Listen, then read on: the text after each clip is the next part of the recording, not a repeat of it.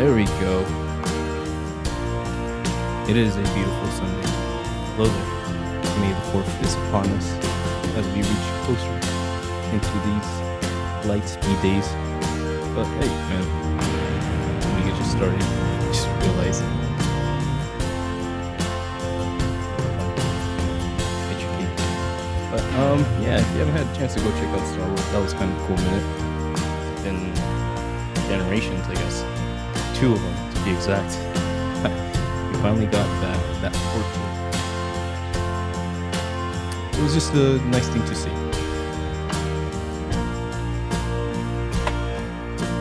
Like as a longtime Star Wars nerd or whatever, it's nice to see that we're getting back there. There we go. All right, cool. But as always, it's a Sunday. We're here to have fun. We're here to learn. I'm excited about the Star Wars over at Fortnite. That's going to be one of those interesting things to look at. But we are here to vibe, celebrate, and chill. And yes, it is a Sunday. It is April 27th. We're so close to May. And that might be cool. It's starting to get warm out there, but apparently it started raining. So just never assume, right? At the end of the day, you never know what's going to happen. So it's best just to do your best and just to be kind of prepared for stuff. So with all that being said, we're going to go fun Tuesday. This is going to be a hard one. I'm going to try. And yeah, we're just going to enjoy the moment. So strap in. Have fun. And let's go.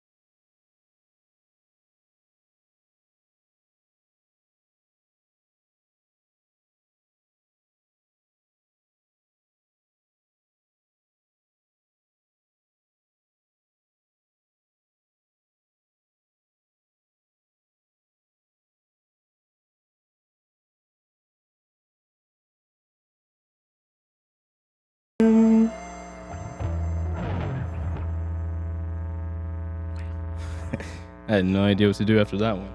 But hey, no, in that little interlude, that was kind of nice. But what if I told you I can't sing this next one or I can't sing this next one if I don't sing it now? So that being said, I don't think we're gonna hit it on the strings, hence all that. But if we're in the mood, I'd like to really try a classic. Onegaishimasu. Whew.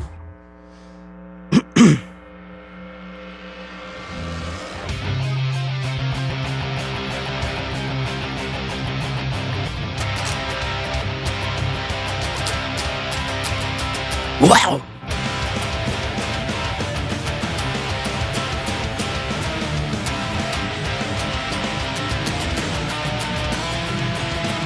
There goes my Valentine again, and something red at what she said. And now she's gone, and I lose it again. There's a post and I'm driving it, and I can't hear it in my head.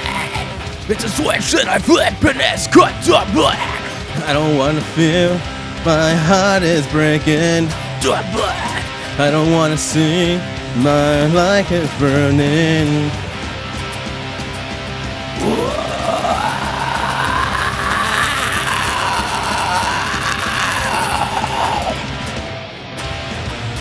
I saw you look away.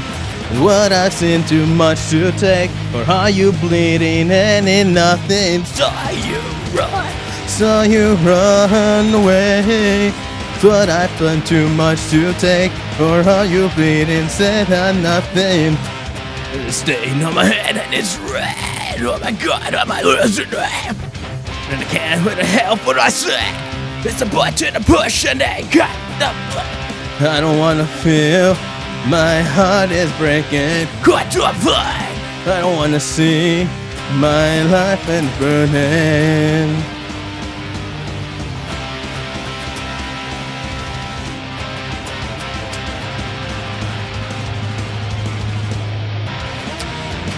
I saw you look away.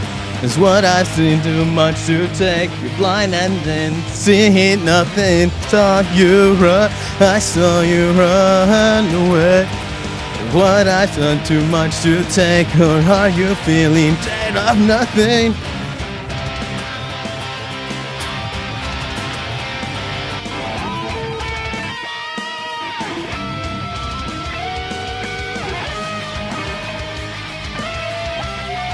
You got it, Lee.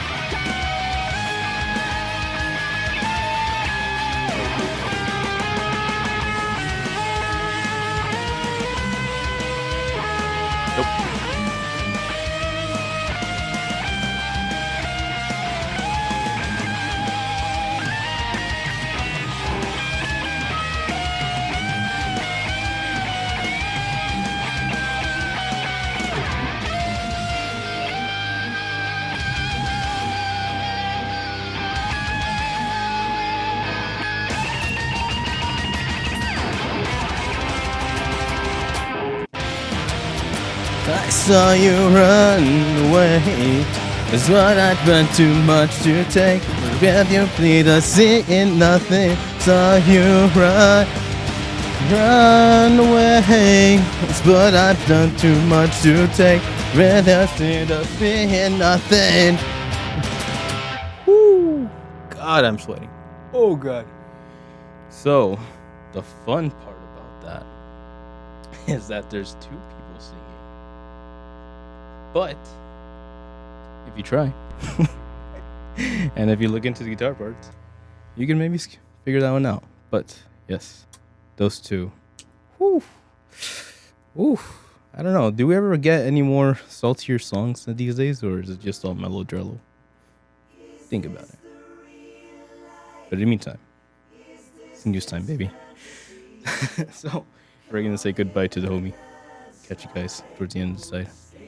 And let's enjoy some news of the week.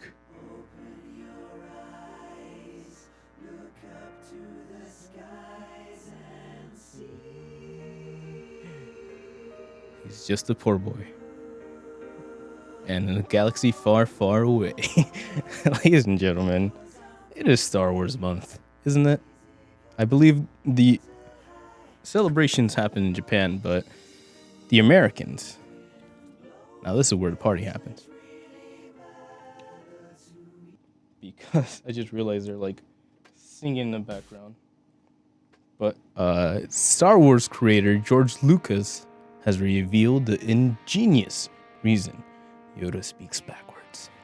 Japanese. Speak English regularly, people won't listen much. Got it. This is my next standoff over at the Games Radar Film Snarts. He's the wisest, most respected Jedi in the galaxy. But after the initial meeting, it sure takes a while for you to get the grips with how Master Yoda talks. The legendary Jedi who met Luke Skywalker, in 1980s, has like many other, that's 45 years ago, like many other characters in the franchise, became an icon, with one notable highlight between his distinctive dialogue, perfectly jumbling up sentences like he threw them in a swamp and dragged them back out again. Now, Star Wars creator George Lucas has given a clear explanation as to why Yoda speaks that way. He does. Pay attention, you must. Clear everything will be. Okay. While attending the 16th class film festival and showing The Empire Strikes Back, yes, still the best Star Wars film ever, facts, Lucas broke down his reasoning for Yoda's unique dialogue, which sets him apart from other characters. Quote, if you speak regular English, people won't listen that much, he explained. Quote, but if he had an accent where it's really hard to understand what he's saying, they focus on what he's saying. End quote. It was an ingenious move that helped the small pea green colored wizard stand out from the crowd, particularly among younger audiences.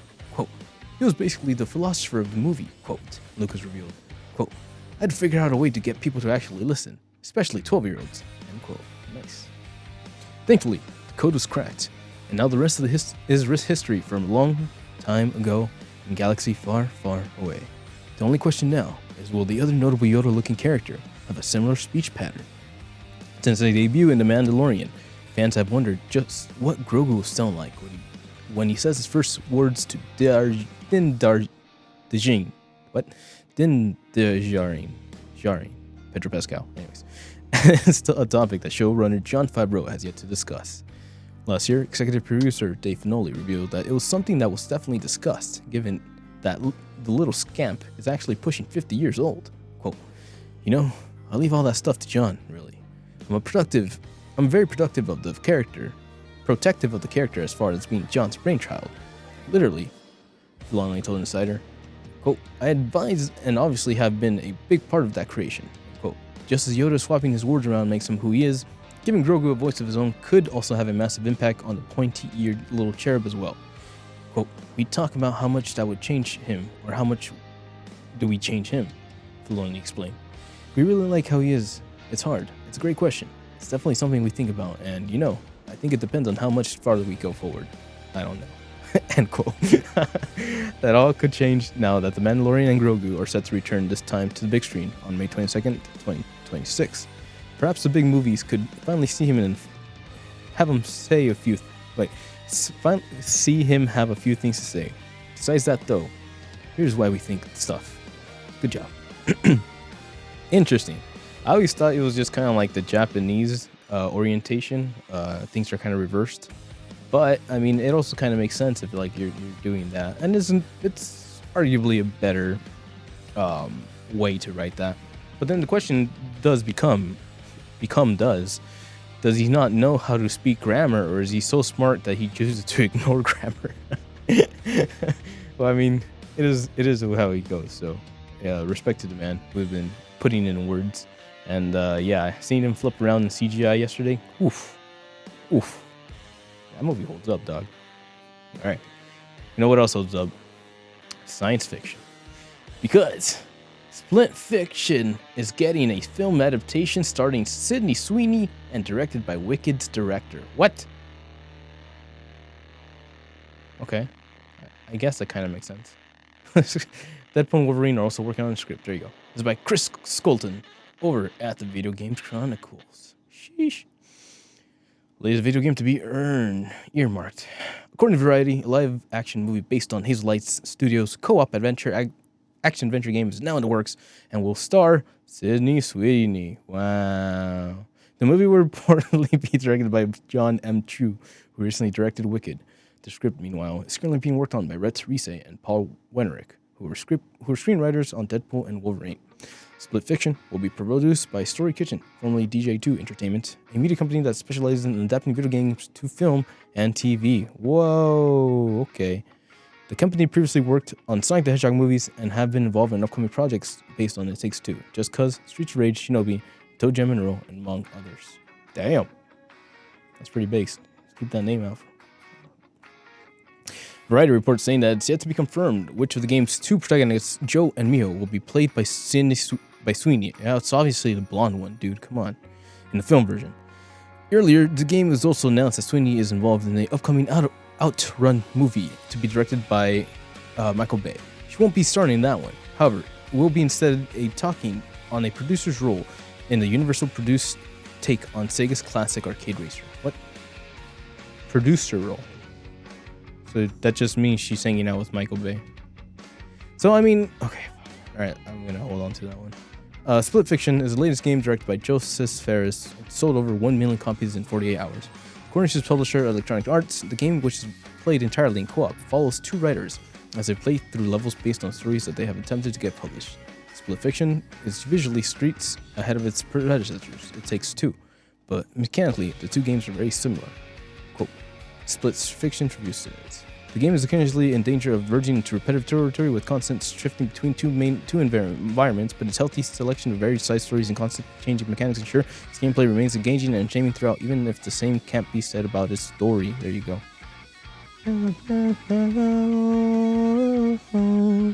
So we're going back to the saga of Hollywood wants video games, money, and that's what that does. Here's the thing, though.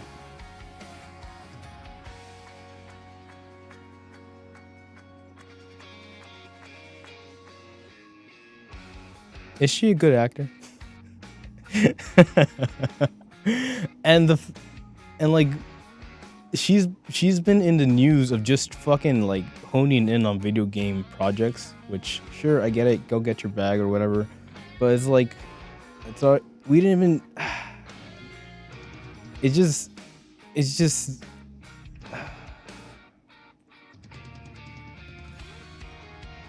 okay, let's start from here. Outrun, movie to be directed by Michael Bay. She won't be starring that one, however, she'll be instead taking the producer's table in a role at the Universal produced take on Sega's classic arcade racer. So she's just there to hang out with Michael Bay, quote unquote, and she's gonna learn stuff about like being in video game movies with people and all that stuff. And it's just like it just all sounds so. Let me go ahead and answer that. I don't. What?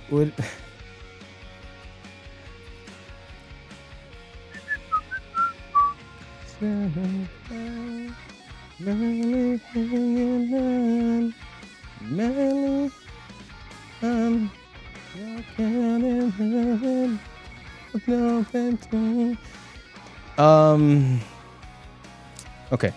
How about this? That. Great acting. This. Clearly a lot of plot. And it's just like, what part of like video game is this? You know, like, and I get it. You're cool. You want to make your bag and you want to get the thingy, but like, it just tells me like what we're going for and what angle we're like what video games mean to the Hollywood industry. And it's not like we don't know. It's not like we don't see it coming, but it's still, I thought we'd have more time, you know? But fucking S-class actors over here wanna fucking make money, and we'll go from there. So it could be whatever it needs to be, you know. Fucking Mr. Transformers out there trying to make money off of he's done with the Hasbro games. Now he's jumping over to video games. So it's like, I'm not saying you can't get a good Transformers movie, but you know, when you're slapping on a person who doesn't even like, who has just been in the news cycle of being like, oh, I want to make a video game movie. I made it. Well, what video games do you play? You know, it's like, dude, it's just bad. It just tastes bad taste in my mouth. And like,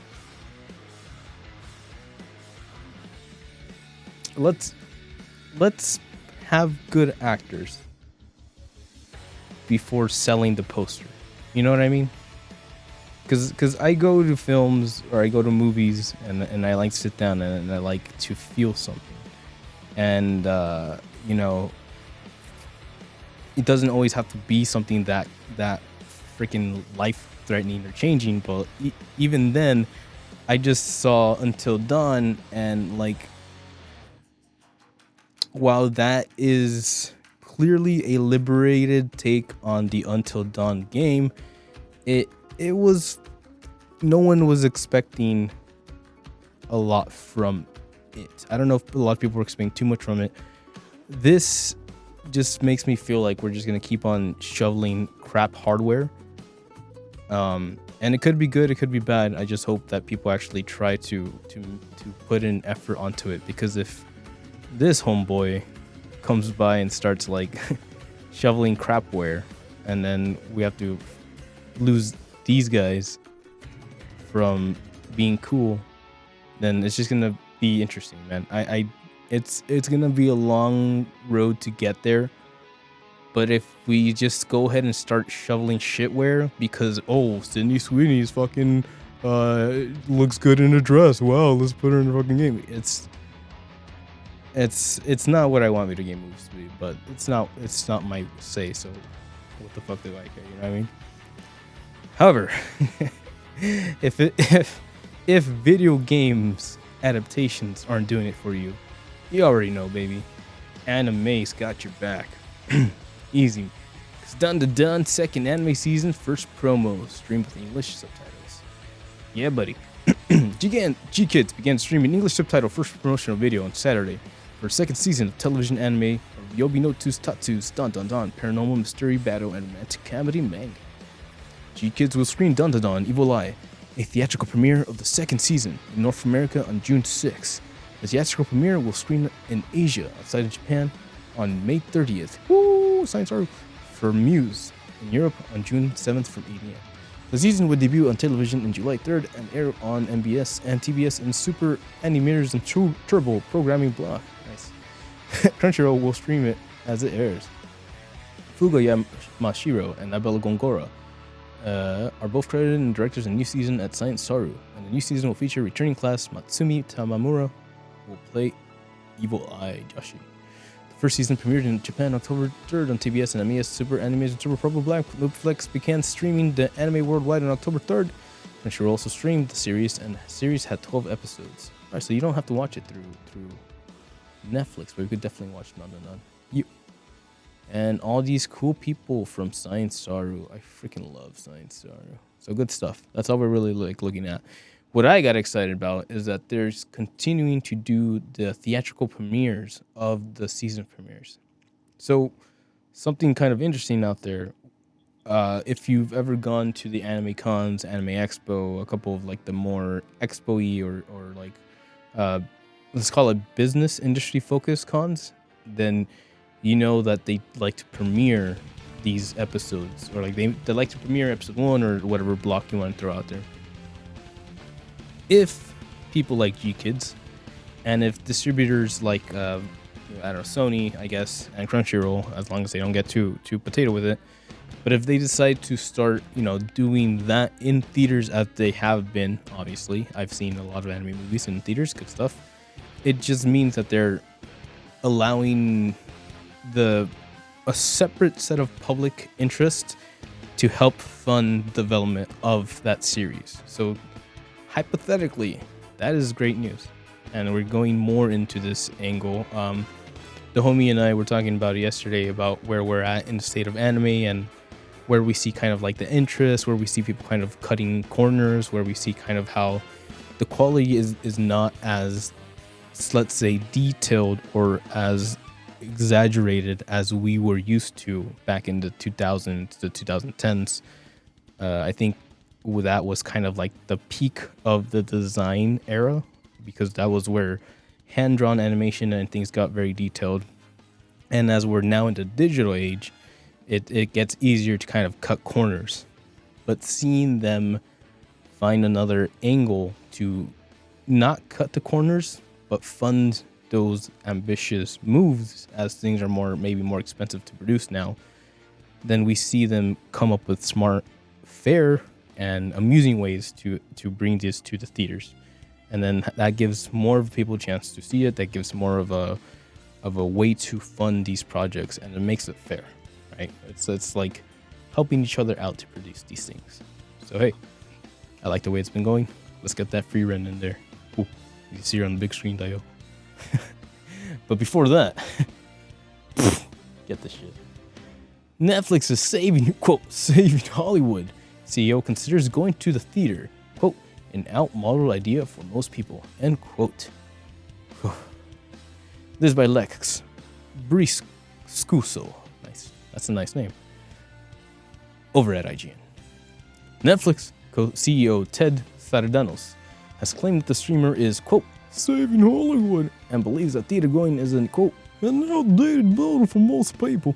Quote, at the Time 100 Summit this week, Sarandos was adamant that despite production leaving Los Angeles in droves, the drastic downsizing of the theatrical window, the rapid deterioration of the theatrical experience from an audience perspective, and middling box office returns from a number of films, Netflix is the white knight of the industry. Quote, no, we're saving Hollywood, he explained to the audience at a convention, adding that the streamer is a, quote, very consumer-focused company, end quote. He added, quote, we delivered program to you in a way you want to watch it, end quote. Just second time. Serrano says commented the downturn of box office sales. Quote, what the consumer is trying to sell us, he asked. What is the consumer trying to sell us? What? Commented on the downturn of box office sales. He asked, rhetorically, quote, that they like to watch movies at home. That's a fucking stretch, you dumbass. Interestingly enough, he also made sure to showcase his love for going to the theater, but not without also downplaying the experience as a whole. Quote, I believe it's an outdated idea for most people, he said. Quote, not for everybody. It's fine. It should come as a no surprise the CEO of streaming services to end all streaming services would hold these kinds of opinions. After all, it's in the company's best interest to push streaming service above cinema going. Yeah, no shit. Hollywood struggles are well documented. Family movies like Inside Out 2 and video game adaptations like a Minecraft movie appear to be propping up the business, with even Marvel movies, once guaranteed billion-dollar blockbusters, now hit and miss. But it's going to cinema now old-fashioned? Last year, legendary actor Willem Dafoe said people watch films differently now at home rather than at cinemas, which are closing down. Quote, which is tragic, because that kind of attention that people give at home isn't the same, Dafoe said. There you go. Quote, more difficult movies, more challenging movies can not do it as well. When you don't have an audience that's really paying attention, that's a big thing. I miss the social thing of where movies would fit in the world. You would go see a movie, you'd go out dinner, and you'd talk about it later, and that spreads out. You would now go home, they say, hey honey, let's watch something stupid tonight. And I flip through, and they watch 5 of 10 movies, and they say, forget it, let's go to bed. Where's that discourse found? Okay. Back in 2022, acclaimed filmmaker Steven Soderbergh shared his thoughts on the future of movie theaters and how cinema habits could continue to live on in the age of streaming. He said that while there's, quote, still an appeal, the industry's future lies in convincing young audiences to keep attending as they grow older. Oof. Never mind, it's over, guys. It's over. Soderbergh, who is known for his Ocean's 11 series, amongst other Hollywood hits, considered how movie theaters and streaming services can continue to coexist. He identified programs and engagements as 2 key areas that need careful consideration in order to keep the cinema going experience alive. Quote, I think people still want to go out, quote, Soderbergh said, acknowledging the reasons behind his trip to the box office. Quote, there's still an appeal to seeing a movie in the theaters. It's still a great destination, and it really depends. I think on our ability to attract, to convince, and the older audiences continue to come out. It has nothing to do with windowing the term for the amount or the time left between theaters and home releases. Well, that's a statement. And here are the facts. Or here's the opinions. Interesting. So, obviously, I don't know about... Okay, so production is a thing, right? It takes money to make a movie. It takes money to hire people. It takes money to buy camera, buy films. It takes money to freaking hire everybody who drives all the stupid cars that push people around. And obviously, your average Joe is not gonna be like, yo, dog, I'm gonna make a movie and it's just gonna hit AMC. Like, it's gonna be fucking like this shit, dog. That doesn't work. Obviously, you need to work with the system, though as fucked up as it is, to produce, to promote, to get in with the freaking wigs and like get in their little stupid circle and go and do all the bullshit. And then you can probably like produce it and like actually post your movie. So to say that we're gonna keep on having cinema, yes, I will call it cinema,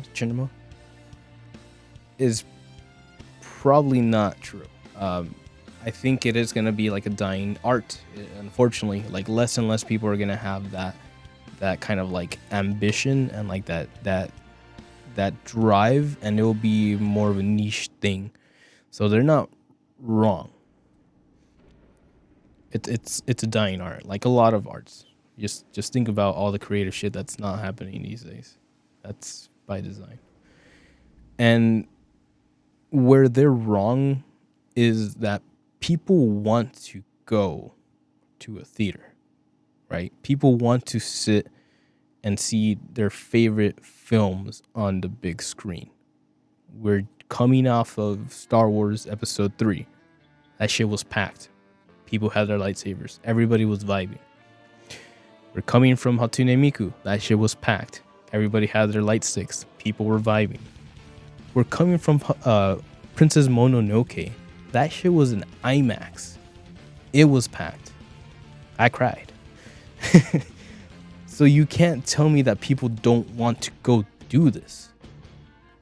What the quote-unquote consumer is selling you fucking idiots, is that your shit isn't worth our time. We don't have money to just fucking throw around like you would expect to. We're not gonna fucking do what you need us to do to keep on paying your fucking service bill, even though we pay monthly, even though they fucking keep on bumping up the prices. But what that does is that it also numbs people out, right? You get used to seeing mediocre. You get used to producing the bare minimum, and you get used to just staying at home and not like making a moment out of it. Yes, you can. You could probably like get some ice cream and like make a motive out of watching Twilight with your whatever wife at the moment. But it's not the same as choosing to go out there, seeing you're walking into the dark lit room, and seeing your either your favorite film or something that is inspiring those same emotions from a new inspired narrative. There's nothing like going into that room and seeing everything just light up and vibing with the speakers and all that. Yes, you can make your own theater at home, but it's still not the same as being in a room full of people waving their lightsabers. Right? So the consumers aren't selling you shit. Stop fucking looking at us like a stupid fucking price bag. You already take our data, you already fucking take everything we have, so fuck off.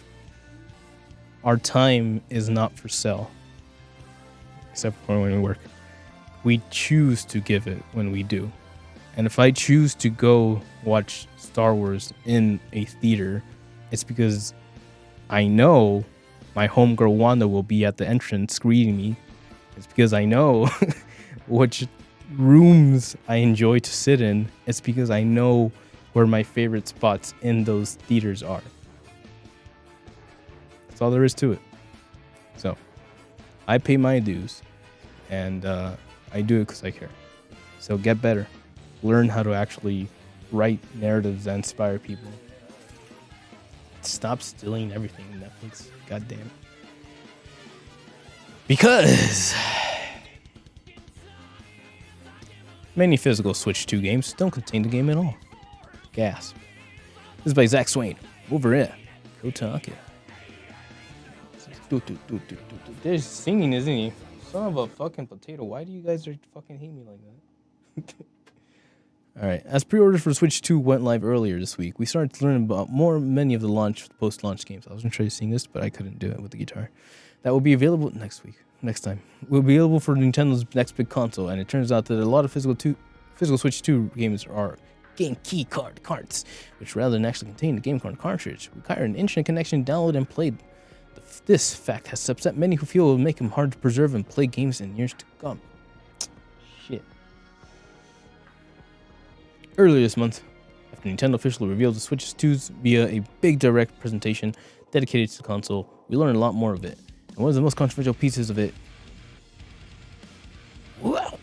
that we discovered was that some of the physical games on Switch 2 won't actually be physical games. Instead, players will get an essential blank game key card that acts as DRM. Once you put that card in Switch 2, you can then download and play the game. And if you want to play it later, you have to put the card back in. Lose that card and you're screwed. But you can play the game offline as long as the card inserted. That's fucking stupid. They're just like pushing retailers out like by force. This is some fucking Saudi Arabia shit. I'll say it. Fuck you. Some players say that this is better than the way some Switch 2 games shift with just a digital code in box. So I guess that's true. But then you can fucking play the game when you lose the fucking card. And I guess that's true. These game cards can be traded to other players or sold and used over and over. Game key cards can be traded to other players or sold and used over and over. But others point out that it's just a digital game that now needs more plastic waste to be sold and used. And what happens when servers are shut down one day? Will that 20-year-old copy game you still love be playable? Probably not, considering that of the big three, Nintendo has a worse track record of keeping digital storefronts up and running. Go try and buy a Wii U or 3DS digital game. So naturally, people have been digging through some store listings to try and nail down what games are and aren't using game key cards. Here's Kotaku's list so far. You'll notice that all Nintendo's first-party titles, like that new Donkey Kong game, are shipping on physical cart. Meanwhile, a lot of third-party publishers are using game key cards that are also few games whose stats currently we don't know. We'll update the list as more games are announced, and we'll learn more ahead of Switch 2's June launch. Okay, let me see. Tetris, Generations, Rough, Assassinations. Confirm on the cart. Cyberpunk, Ayo. Seasons, Kirby, Mario. Currently unknown. Something. Split Fiction. Okay, well, that's your list right there. That's interesting. So let me go ahead and recalibrate, because this means something different to me now.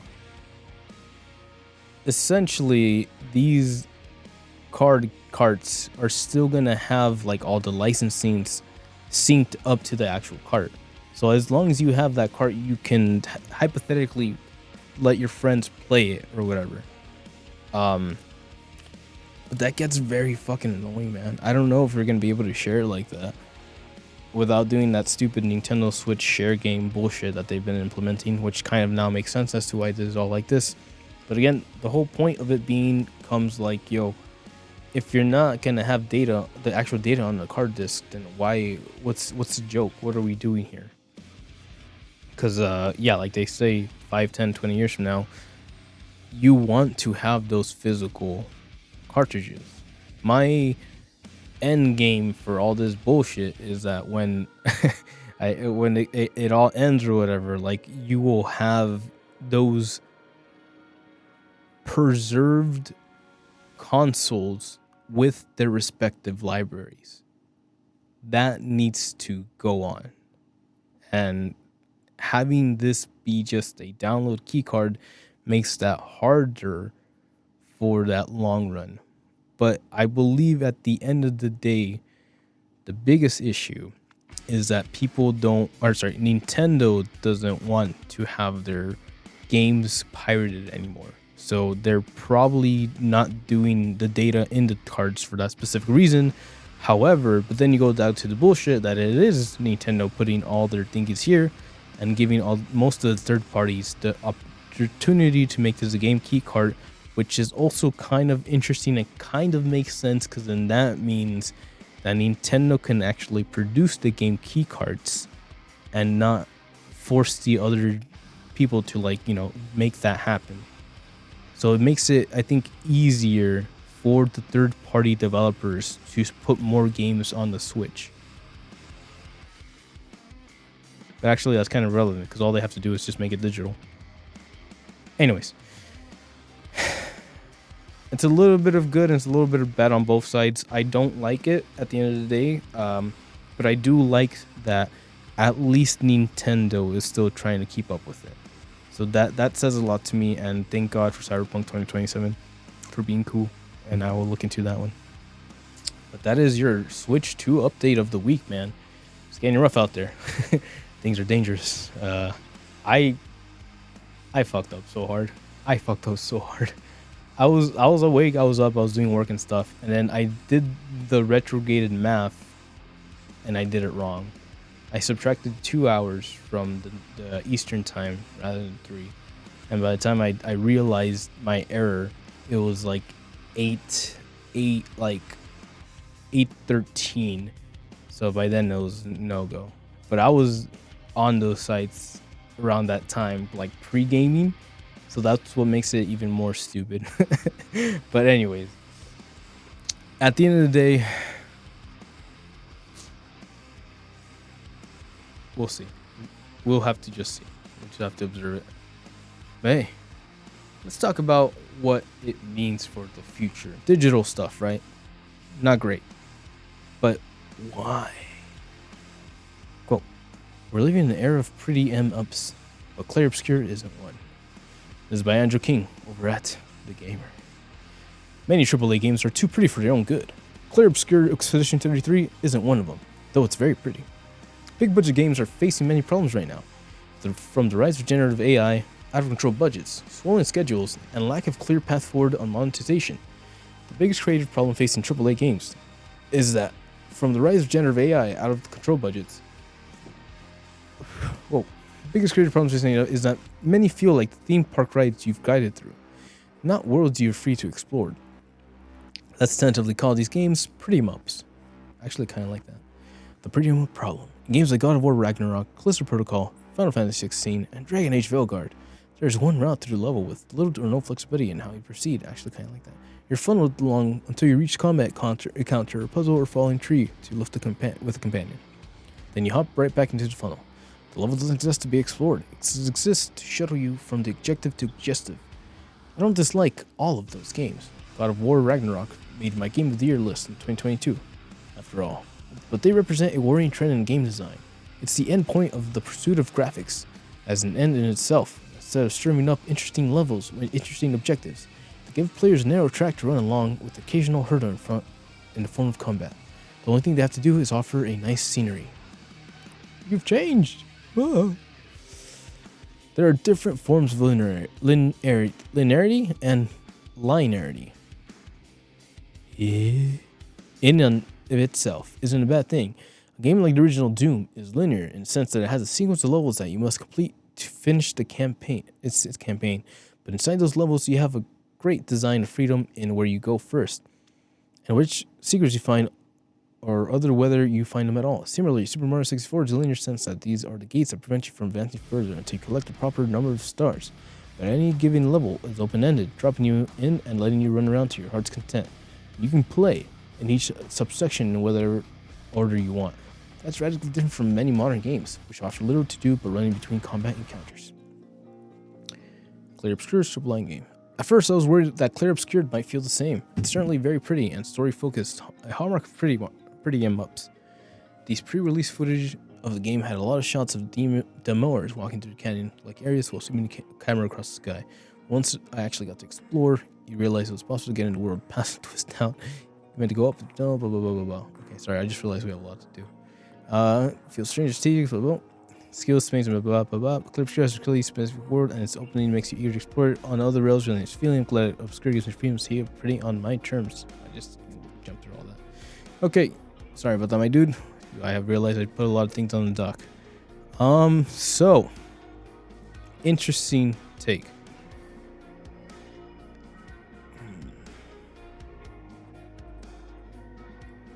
Past when I need to go back down. I thought I reached the checkpoint. I realized I don't going to turn around. I was actually back where I started exploring. And in fact, common fields both strategic and active. World maps, navigating. Okay, keep your butt. You're not prepared. And if it says spawn, the rest of the campsite. More into hyperlane games. I'm tired of playing. Okay. So that's kind of cool. I'm excited because the game is in the mail. In order, let's connect the last story. I've had to buy The World Ends With You on Switch, the final mix or whatever it's called, because I bought that game, and then my nephews were around, and then the game disappeared. So I wrote that one off as a loss. And finally, after years of finally doing it, I purchased the game through GameStop. I got the game, it's in the mail, and I actually picked up this game. Clear Obscured through GameStop as well. So that is coming in the mail, and I believe it arrives Tuesday. So Wednesday, Tuesday-ish, we might be playing this game. I've heard good things about it. I'm very excited, and we'll see how it ends up. But hey, looking forward to playing that. We'll see what he's talking about when they say open world areas. I don't necessarily like getting lost in games, but if it's designed well enough for me to take notes of what we're doing, and I think we'll be fine. So hey, look forward to that. And one final thing is that last week I mentioned that I did feel that loss of interest in games. Games have been interesting recently in terms that some of them have just really felt empty, and that's just the easiest way to describe that. I'm thinking Assassin's Creed had everything it needed to be a fun, decent game, and I'm not saying that it wasn't, but something about just how copy and pasted the castles felt, and just how uninspired it felt to live in that place. It just really made me feel disappointment, and that's actually why we quit that game 2 episodes in. So I think I understand where that's coming from, what they're saying about that, but at the same time it's I do like a certain good narrative where we're going through the level 1, level 2, level 3. I don't mind that at all, actually. I would much actually prefer having people be like, all right, here we go, this next one's a bigger challenge, and me understanding that all right, we're just gonna keep on going, we're gonna keep on hyping it up, and I respect that kind of respect, that equal respect given to the player and to the developer. So hey, let's look forward to that. Yeah, because something to not look forward to. Discord founder steps down as CEO and will be replaced by former Activision Blizzard vice chairman. Founder of Discord has announced that he will be stepping down as CEO next week, as by Chris Colton over at Video Games Chronicle. In a message sent to Discord employees this week, Jason Creton, who founded and launched Discord 10 years ago, announced that as of April 28th, Humam Saknini would be replacing him as CEO. Creton will continue to be a member of Discord's board of directors, will also take on a new role as advisor to CEO. However, Skahini who was previously chief strategy at Activision Blizzard, working on a series of World of Warcraft and Call of Duty, will be the person to lead Discord to what Sirius calls its quote, next chapter of growth, and will someday become a public company. Shit. Saknini was also CFO and later president of King, before becoming vice chairman of Activision Blizzard until December 2023. Quote, as we enter the next phase, I've been reflecting on how we can best contribute to Discord's long-term success, Creton told his staff in a message. The job of CEO is constantly evolving, and over the years I have continuously hired myself out of a job. Usually that means delegating work and then taking on different leadership challenges. However, as I look as to what is needed of Discord CEO over the next few years, I realize that it's time for me to literally hire myself out of a job. Concluding, I'd like to thank staff for their dedication, belief, and hard work for over the years. The stories we tell, the products we create, and programs we run, all of it is a result of all your passion and energy. He added, you are what makes Discord what it is today because you give it a shit about our customers and your craft. I believe this evolution sets us up for even greater success for years to come. End quote. Sheesh. There you go. That's a nice way to go out. Quote, Discord stands as a massive foundational part of gaming ecosystem that millions of players, developers, and publishers rely on every day. What Jason and Discord co-founder of the CTO Stan Vyheskineski have built is truly remarkable. A platform with undeniable product market fit where hundreds of millions of people connect around their passions for gaming and shared interest. Quote, I look forward to working with Stan and Discord's talented team to scale our business while staying true to the company's core mission and special connection it has with player communities. We're still at the beginning of the gaming's impact on entertainment and culture, and Discord is perfectly positioned to play a central role in that future. End quote. Wow. Okay. Well, that's something. We've heard about the Discord changing pieces and becoming something different. What different means, we didn't really have any idea, but having this Activision guy being hired kind of gives more an idea. What does that tell me? Call of Duty skins. Real talk. Monetization. So I don't know. I'm not a big Discord guy. I know some people use it up the ass, and that ain't me, Chief.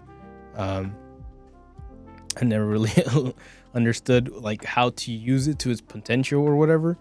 But if things are gonna change there, and maybe it becomes something that includes a bit more, or maybe it's something more of what I'm looking for in a kind of a productive application, then maybe it can be something cool. And I hope it does. You know, here's to always hoping for the better foundations, better like developments, and for the people to be able to empower the people. So hopefully, if they do that without slapping on the stupid ass Call of Duty priced upgrades price stamp, then we can look forward to something cool, right? But time will tell. Just like this Webtoon Entertainment partners with PlayStation to launch cross-platform subscription campaign. What does that mean? Fuck if I know. This is Won Hee Cho over at Anime News Network. Webtoon Entertainment announced on Tuesday that it has entered the marketing partnership with PlayStation starting on Tuesday. PlayStation Plus Premium's users gain access to Webtoon subscriptions on the platform's English language service, really. In return, Webtoon subscribers, particularly readers of titles like Omniscient Reader, Batman Blood, and Red Blood New York, is Session receive 2 complimentary weeks of PlayStation Plus. Yeesh, that's nothing. The initiative aims to create a two-way engagement funnel, introducing gamers to Webtoons and guiding Webtoons to fans into the gaming ecosystems, especially for series with strong game-like world building. This marks another step in Webtoons Entertainment's ongoing collaborations with the gaming industry. In January 2025, the company partnered with Japanese game developer Capcom to host a Webtoon contest inspired by Monster Hunter Wilds universe. The contest was part of Webtoon's branded contest program, which connects creators with official brand partners. US-based creators can submit entries to Webtoon's platform, choosing from 3 prompts inspired by the Monster Hunter universe. Prompts are available on Webtoon's Entertainment website. Whoa. And Sony continues to domineer every fucking market entertainment revenue they can. So now you can add Webtoon comics to fucking Sony's revenue streams. Okay. Interesting. I wouldn't think originally something like this, but I guess if you really just step back and like take egoism out of it, obviously the anime fans are going to be interested in the Korean comics, and if we've had great success with the anime games, especially on Sony's side, I'm thinking of the PS Vita days with all those fucking imports, Jesus, Mary and Joseph, then yeah, we can have another generation of that like growth, but with Korean culture and economics, let's say. At the end of the day, they're just making money moves, which is fine, obviously. But well, it's what happens afterwards that makes things uncomfortable. If they choose to grow to be something that like helps inspire each other and maybe create better games, or maybe do I'm thinking of Stellar Blade, how that is a Korean company, and how they can share more culture and information and development ideas with Sony. But hey man, maybe I'm just being a little bit too ambitious. But hey, put it on the books. That means I can get a free premium users gain access to Webtoon subscription. There you go. So I gotta go sign up for that shit now. So they got me. So look forward to that Webtoon review. But not before we talk about the Switch 2 launch. Pre-order launch. Switch 2 chaos in Japan as my Nintendo Switch store buckles under weight of users desperate to find out if they won pre-lottery adventures. And now scammers are taking advantage. This is by Verity Townsend. What?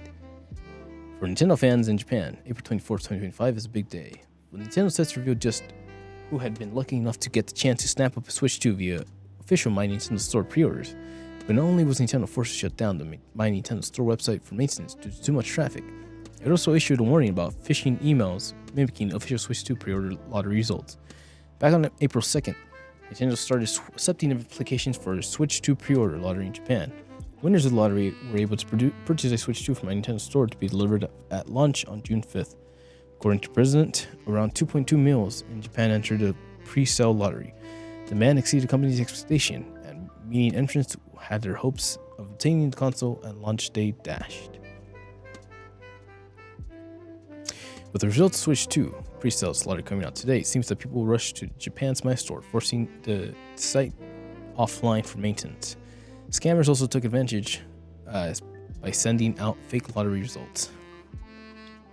Japanese users warned others and sharing screenshots and fraudulent emails, identifying several variations of scam. The subject line announcing, "You have won Switch 2 lottery," had many Nintendo fans jumping for joy.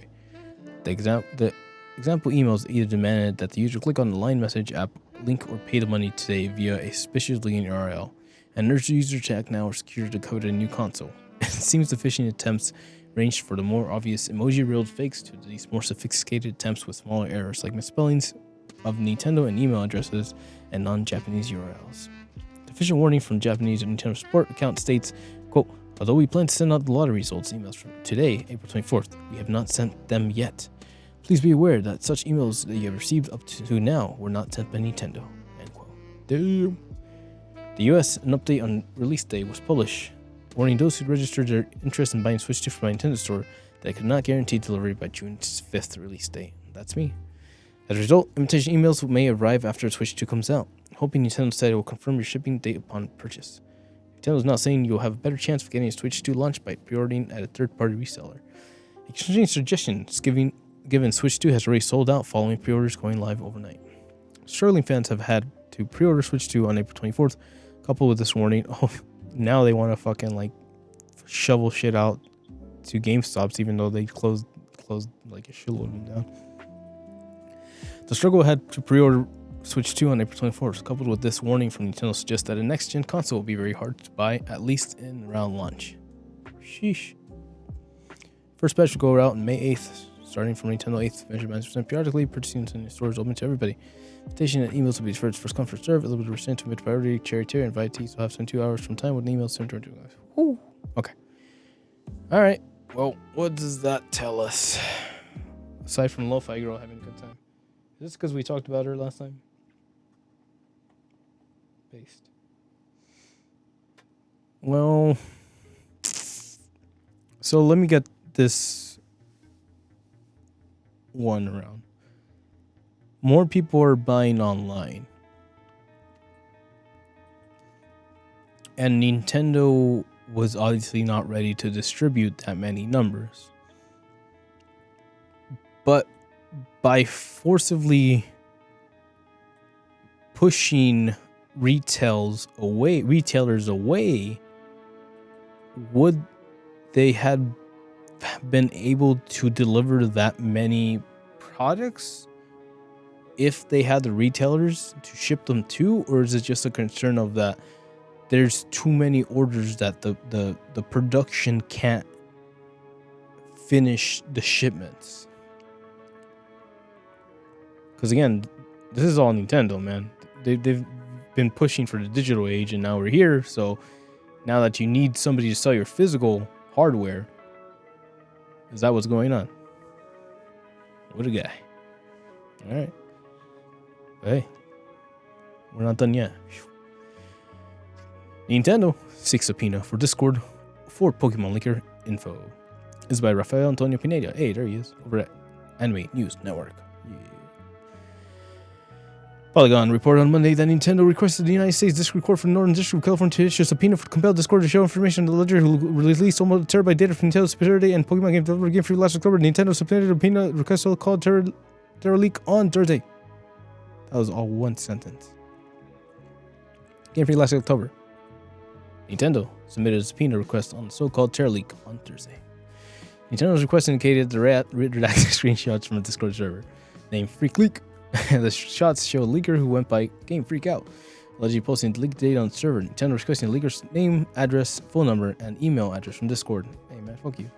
The Terra Leak led to names of the company email addresses of 2606 current and former Game Freak employees, and contract workers being leaked.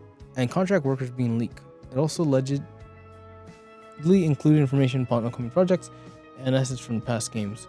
The leaks reportedly include information of unannounced Pokemon games for both Switch and its planned successor, a separate unannounced Pokemon game co-developed for another studio, assets on used graphics on the music of the Pokemon games, and for Nintendo DS, a planned live-action Pokemon Netflix show. Whoa. Planned sequel to 2019 live-action Detective Pikachu with Ryan Reynolds. Game Freak is best known for the development of main Pokemon series games, so it all started with Pokemon Red and Blue, 1996. Great year. The company most recently developed Pokemon Scarlet and Pokemon video games, debuted in November 2022. Game Freak recently developed Pokemon Legends of game for Switch, planned late 2025. Wow. Okay, so the biggest part, I guess, a Pokemon Netflix show, live action.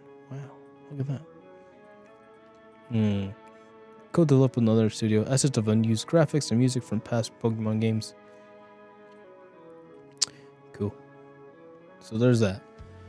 Why leak things? I don't know. I guess I just want to know what's going on, but alright, man. In a more digital universe, that's just gonna be more of a normal thing, is it not? I think we're gonna have to start hiring people to actually just man firewalls 24/7. But that seems like a good time. But we never said it was an overtime. Woo! Because one last Pokemon story. Pokemon is about to make so much money on life-size evolution plushies. Oh, it's the whole set? No way. Let's go. This is by Kenneth Shepard over at Kotaku. Due to some questionable picks, the Pokemon Company life-size plush line has been often the subject of meme fodder. The helpful Lucario plush is here to steer your wife by doing chores you'll neglect. The Porygon is big enough to be a piece of furniture. And, well, what do you need a life-size Gardevoir plush for? But sometimes choices make perfect sense. The next life-size Pokemon plushies won't be just one of these critters. It will be 9. All 9 evolutions to be exact. Eevee is one of the most popular Pokemon in the series. Part of what makes the little fox-like creature so beloved is that it can evolve into one of 8 for now, forms based on different energies. Each one has a different favorite evolution, and there are a lot of fans who love the line so much that they'll buy all the merchandise in the set. Well, those sickos better be ready to pay a pretty penny for life-size evolution plushies. At the moment, the 9 plushies have only been announced for sale on Japanese Pokemon Center website. These do tend to make their way overseas shortly after. According to PokeShopper, Japanese sell for Eevee, Jolteon, Flareon, and Vaporeon runs until May 19th. The V plush, which is much smaller than its evolutions, costs $38, roughly $27, while the larger fully evolved plushes are around $306. That means collecting the whole range will cost you almost $2,500. 6 gallery received all of them in Life's glory. Sheesh. Plushies are now on sale in the US Pokemon Center store, and they're a whopping $400. Good luck to your wallets. All because of the tariffs. These enormous plushies are part of the Pokemon Company's evolution. Designed bring up to make evolution returning to Call's Fairy Shimp. There you go. Let's go. Vaporeon. Jolteon. Cute. Electric. Flareon. It's gonna burn your couch down, kid. Vaporeon. Jolteon. Oh, the first 3 of... Yeah, that's right. First 3 evolutions. I'm excited. That's kind of cool.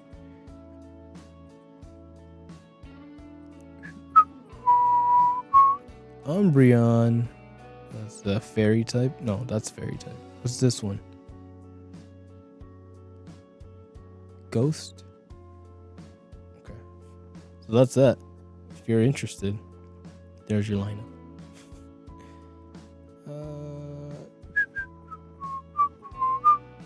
Alrighty, let's talk about some fun Fortnite news. Ariana Grande and Travis Scott Fortnite concerts at the heart of the potential lawsuit headed to trial. The lawsuit is headed for a jury trial in May. Nicole Carpenter is a senior... Oh, sorry. This is by Nicole Carpenter over at Polygon. Yay. Epic Games has been fighting over a crypto and metaverse company called Utherverse over patent infringement since 2021. Utherverse filed a lawsuit in June 2021 saying that Epic Games infringed on several of its patents related to people hanging out in big virtual worlds with its Fortnite concert series, specifically Ariana Grande and Travis Scott's respective in-game performances. This is stupid. In January 2022, Epic Games filed a counterclaim where it says it had not only not infringed on Utherverse patents, but that several patents are invalid. Now, the two sides are headed for jury trial set to begin on May 12th, with the Grande and Scott digital performances at the heart of it all. The two parties have been going back and forth in legal filings and meetings for years, narrowing the lawsuits down to one patent that describes technology used in, quote, playing back an experience in virtual world systems. For the original complaint, this includes letting people replay something that happened in a virtual world, like a concert or a wedding. Utherverse, for its part, is self-described as the world's best 3D social network, where virtual events and activities, like weddings, are held. It's got its own cryptocurrency that it's used in the virtual world. In the lawsuit, Epic Games has been arguing that Grande and Scott's performances were created ahead of the concerts in Fortnite, so they aren't recordings of a prior experience that occurred in a virtual environment, per a document filed Monday. Fortnite has been adding more than Battle Royale video game for years now. It's a space for people to hang out. Part of that experience is concerts. Epic Games broke Fortnite player records in 2020 when Scott held an in-game concert that 27 million people showed up for. Grande headlined the next big Fortnite concert in 2021. Both events were huge, technical spectacles for Fortnite to users to participate in. Scott's performances began with an explosion that transformed to a larger-than-life version of Scott, as Fortnite players in all their colorful, unique glory danced at his feet. Fortnite players were transported into different locations as the concert continued, even heading underwater to swim around as he performed. Grande's concert took players in space to the clouds to float around Grande in bubbles. Naturally, there were plenty of space to emote too. Concerts were replayed several times, each over a course of a few days. The Fortnite concert series, regardless of performer, has been a huge success for the game, which has continued to expand outward in its live events, but it's the Travis Scott and Ariana Grande concerts that the Utherverse is especially calling out. The Utherverse wants Epic Games to pay 50% of the revenue earned from those two concerts. That information isn't public, but a Forbes report from November 2020 suggested Scott grossed $20 million, including merchandise sales from the Fortnite concert event. The jury trial set for May 12th is expected to run from 4 to 5 days. Polygon has reached out to both Utherverse and Epic Games for comment. Wow.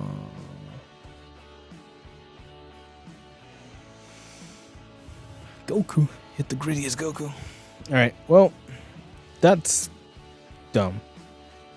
It just sounds like a random ass company who nobody's ever heard of and is complaining and wants people to hear about them. But the question becomes, is it really worth losing like that much? Because I don't see a universe where this wedding venue people get to sue Fortnite for being Fortnite. I just don't see it. And it's Epic. They got money. So they're about to get smacked down really, really hard. And at the end of it, all I have to really say is, was it worth it? Because I don't know if I'll remember this name a week from now. But if I do,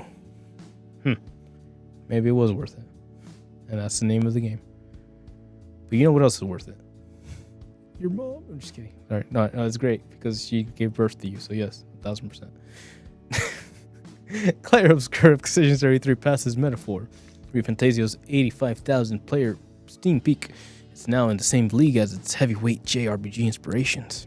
This is by Khan Serin over at Games Radar Plus.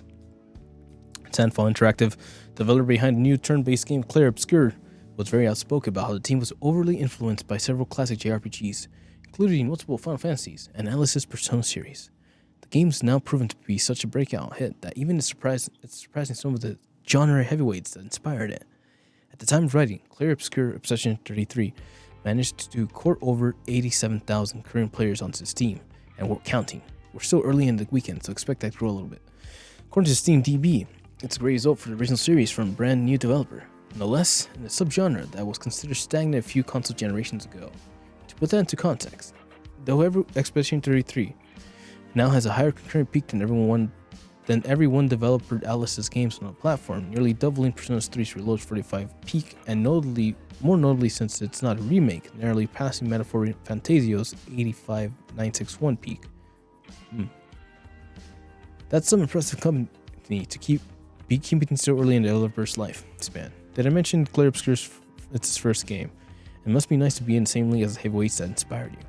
What's especially notable is that Sandfall Interactive pulls it off while launching in the shadow of Oblivion's remastered Stealth Drop while releasing on Game Pass day one, but the developer managed to sell over 500,000 copies within a single day regardless.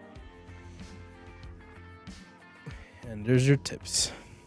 Okay, that's intense and awesome and very cool. Again, I think we're making a lot of noise for this game because A, it's the quote-unquote, it's the first game they're trying to like get out there. B, it's very inspired by Persona and JRPGs. C, it is a Western, right? Like it has like Western English-ish narrative. So that's something more that hits more home almost, I guess. And I'm just excited. I've mentioned earlier in the week that I felt like this recent couple of years of games have been really like not inspired. So seeing this thing kind of drop really makes me feel positive about what we're doing here and what we can still do, and that there's still opportunities and hope for things like this to show up, rock the scene, and go fuck you, Microsoft, that's a remake. But you know what I mean? Like regardless, you know, it's still pretty cool. And if you really want to argue at that point too, it basically spits in the face of Microsoft saying that all you really need is free games if we follow the Netflix service. And what did the consumers fucking tell you? Netflix, you fucking pay attention? That if there is heart, that if this game was inspired by some of the best, then it had something to live up to. And that team of 30 fucking people that worked on this one game busted their ass and made it happen. So ladies and gentlemen, that is what I'm talking about when I talk about passion. Let's go. I had it somewhere around here. Yeah. Passione, minasan. Passione. But that is gonna be the end of the week. Just want to end on a lighter note. Yes, I'm looking forward to playing this. We are gonna be playing this. I don't want to excite myself too much, but it's already too late for that. But I'm so looking forward to it, and I hope that it hits what I need it to hit, because I'm worried that like that games are losing their heart, their spirit, and their ambition. And if this thing came in crashing and it freaking destroyed a fucking Oblivion's remake, then yeah, that's hope to me. That sends a positive message, and I hope we keep on going in that direction. So, looking forward to greener pastures and funner times. But can you believe it? それは終わりだ. That's the end. Man, I'm tired. I haven't eaten. I woke up late. I've not been nice to the nightlife, so I need to go recover. But believe we still got one more left in us. So let's go ahead and tell the homie soon bye. Hola. What's up? And we say, hey, let's be chill. Slow it down.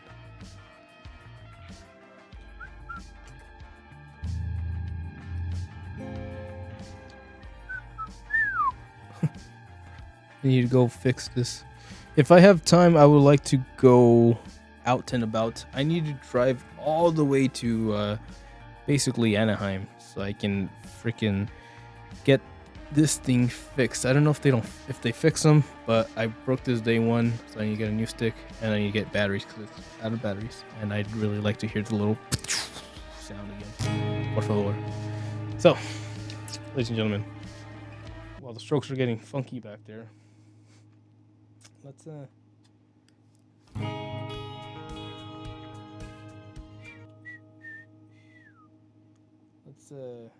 emotional. All right. I don't know if this is gonna work out. I remember not being good at this when we started, but you're here, we're there. Saigo no.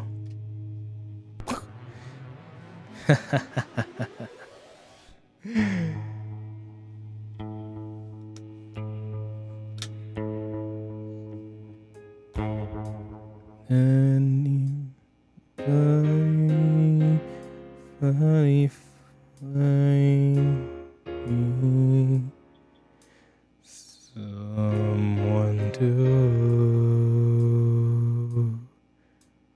love? I think this is Offset. So I've been trying to get the track down. This is gonna be weird. I'm gonna do it. I get up, I die a little, and barely stand on my feet. I can look in the mirror, and Lord, what are you doing to me? I have to spend all my belief in you. I just can't get no relief. Oh, somebody, can anybody find me someone to love?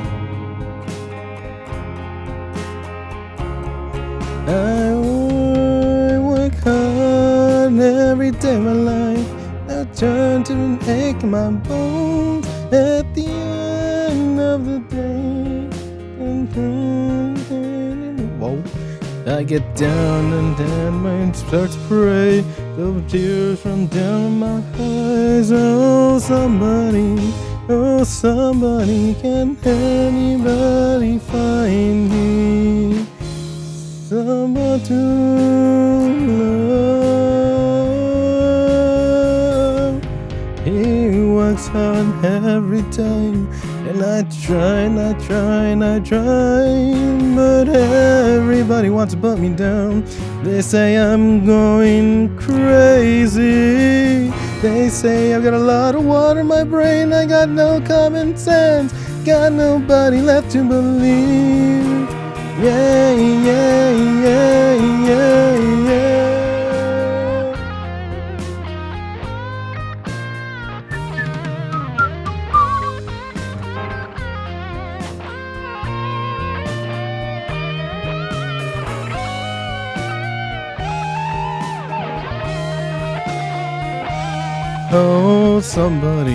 Oh, somebody, can anybody find me somebody to?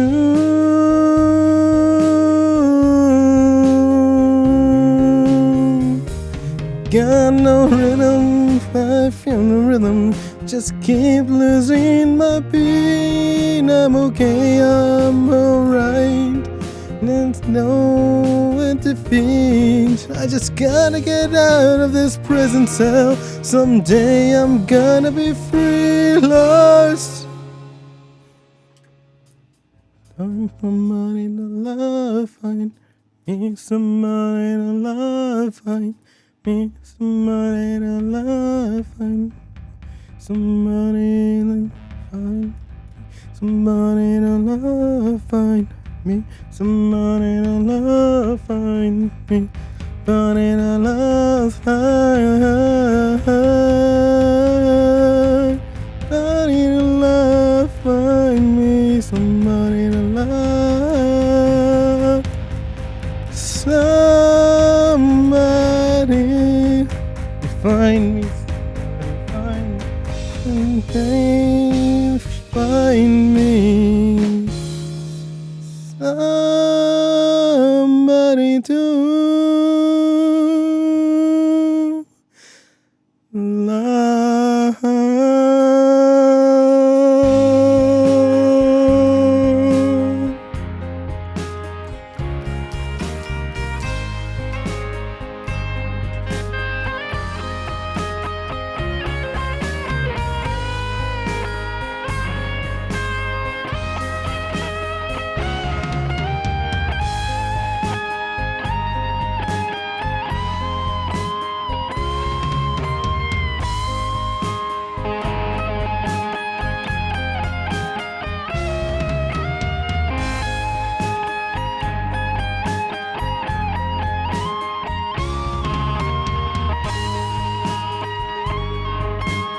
Anybody into love, love, find me.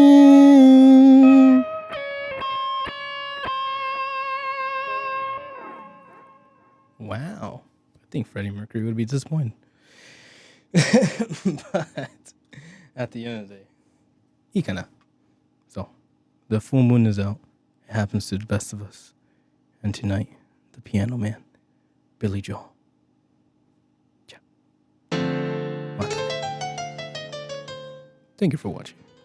Take care. Have fun out there. Stay safe.